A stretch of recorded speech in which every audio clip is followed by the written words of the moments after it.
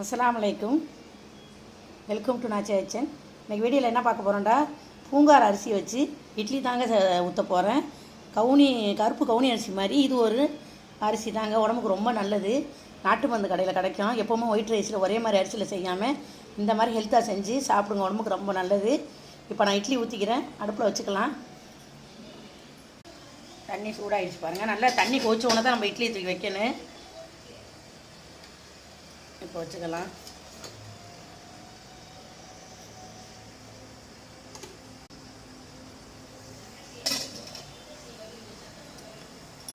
இந்த பாருங்கள் ஃப்ரெண்ட்ஸ், நம்மளோட சூப்பரான பூங்கார் அரிசி இட்லி ரெடி ஆகிடுச்சு. அவ்வளோ சாஃப்டாக சூப்பராக இருக்குது. தொட்டுக்க சட்டி சேர்ந்து பாருங்க, அவ்வளோ சாஃப்டாக இருக்குங்க. நல்லா கொதிக்க இருக்குது.